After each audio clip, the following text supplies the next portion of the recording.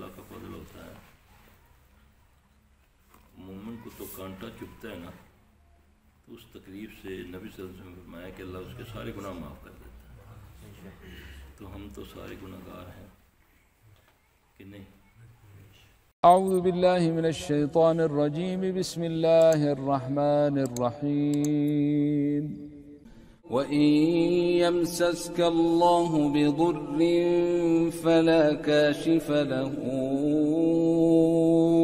إِلَّا هُوَ وَإِن يُرِدْكَ بِخَيْرٍ فَلَا رَادَّ لِفَضْلِهِ يُصِيبُ بِهِ مَن يَشَاءُ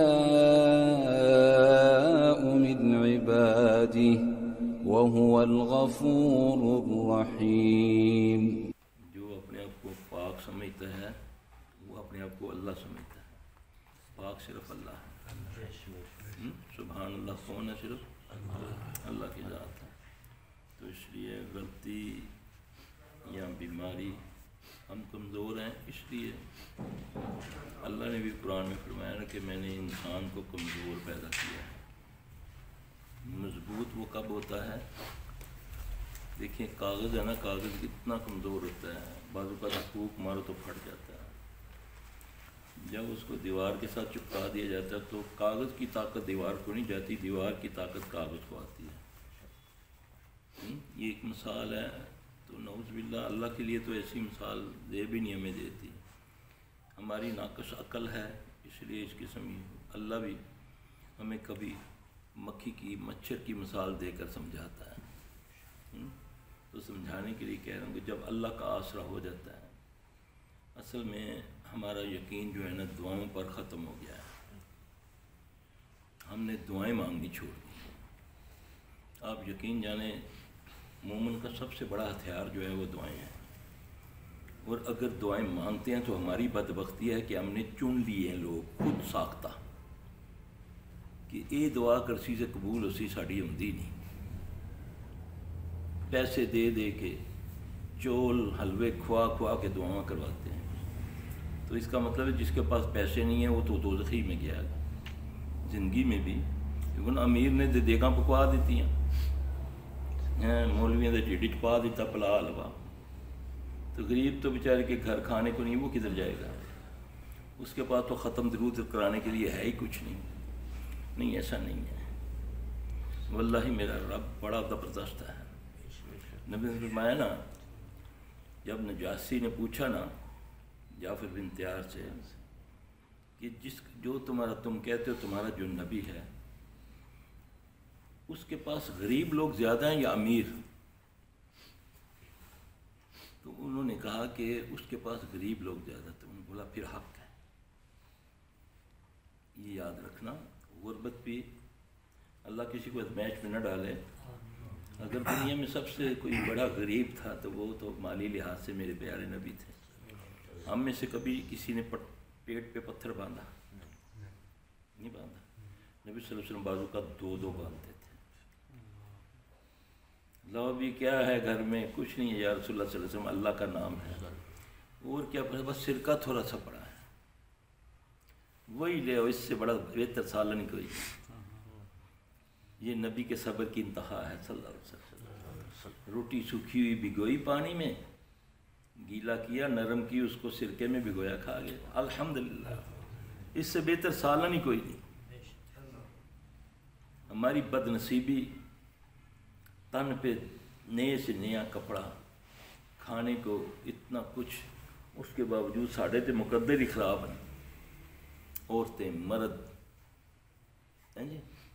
اتنے ناشکرے ہو گئے ہیں. اور یاد رکھنا ناشکری کفر ہے، ریئلی کفر ہے. وَاذْكُرُونِي أَذْكُرُكُمْ وَاذْكُرُونِي أَذْكُرُكُمْ وَاشْكُرُونِي وَلَا تَكْفُرُونِ یا ایھا الذین آمنوا اسْتَعِینُوا بِالصَّبْرِ وَالصَّلَاةِ. کتنا زبردست یہ فارمولہ اللہ کہہ رہا ہے. یہ قرآن ہے. کاش میں اس کو سمجھوں. میرے اندر تکبر آ گیا. سب سے پہلا تکبر کہ میں مسلمان ہوں. آپ کو ابھی تک مفہوم ہی نہیں سمجھے مسلمانی کا. مسلمان تو وہ ہوتا ہے جو بات مانتا ہے، اپنا دماغ نہیں لگاتا، اپنا جاہو جلال نہیں دکھاتا کہ میرا سٹیٹس، میرا کنبہ، میرا عہدہ، میں ڈی جی ہوں، میں آئی جی ہوں، اس لیے میں ایسا لباس پہنتا ہوں نا۔ وقال، اللہ ان کی تعریف کرتا ہے، اللہ کہتا ہے وَمَنْ أَحْسَنُ قَوْلًا مِّمَّنْ دَعَا إِلَى اللَّهِ وَعَمِلَ صَالِحًا وَقَالَ إِنَّنِي مِنَ الْمُسْلِمِينَ۔ اس سے بہتر کون ہے جو لوگوں کو اللہ کی طرف بلاتا ہے، پھر تکبر نہیں کرتا، بتاتا نہیں پھرتا میں نے یہ کیا، اتنے سال یہ کیا، اتنے مہینے یہ کیا، بتاتا نہیں پھرتا۔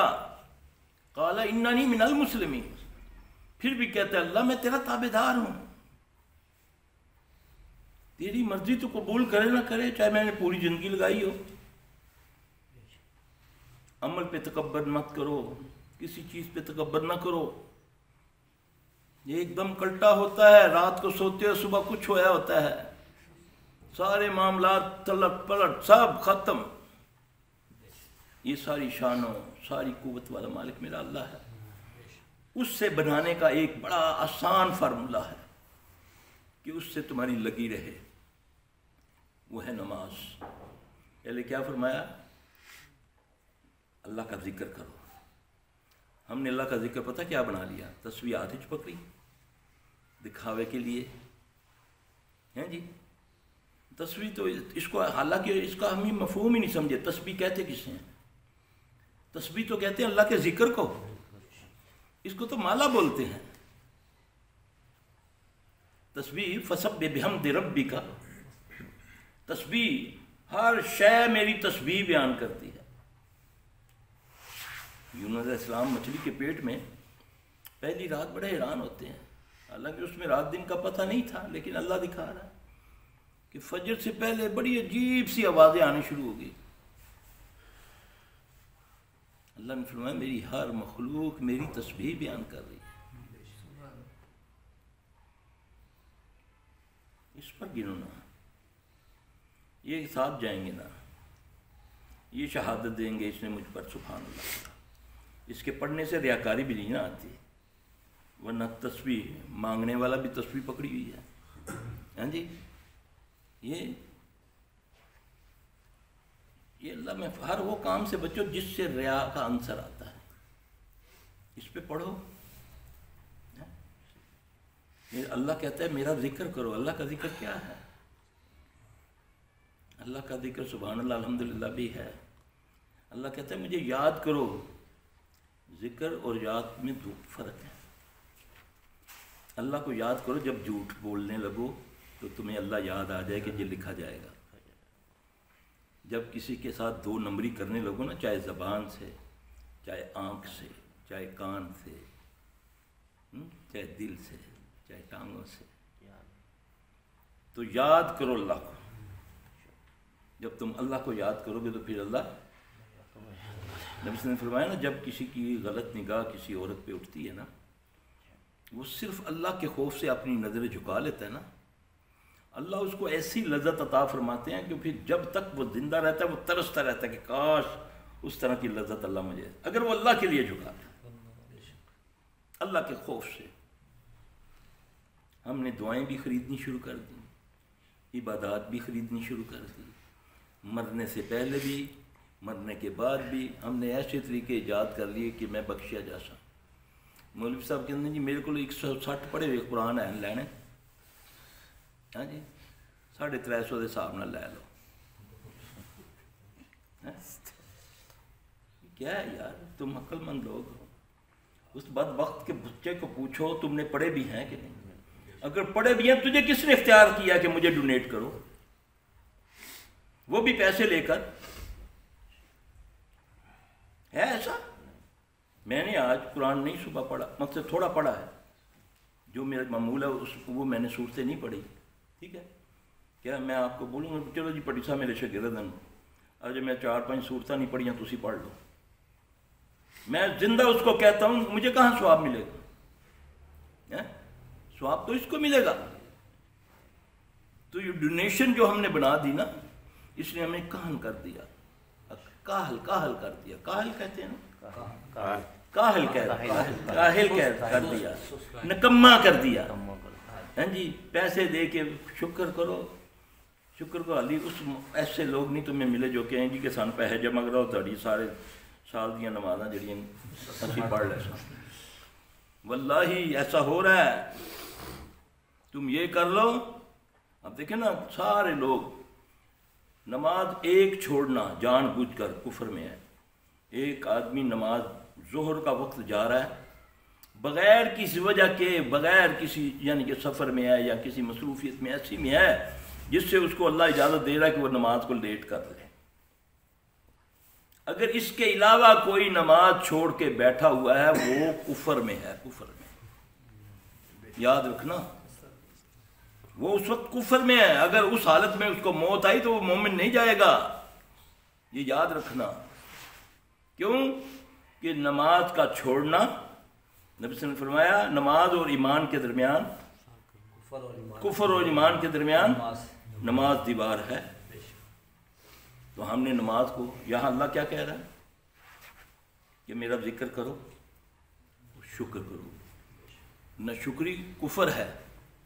جب تم شکر کرو گے میں تمہیں اور نوازوں گا. دیکھا میری کوئی دعا قبول ہو گئی ہے یا میرا کوئی کام ہو گیا ہے، واللہ آپ 2 سجدے کر لیں، شکر ادا کہ کر لینا. ذرا شکرانے کے 2 نفل تو پڑھ کے دیکھیں.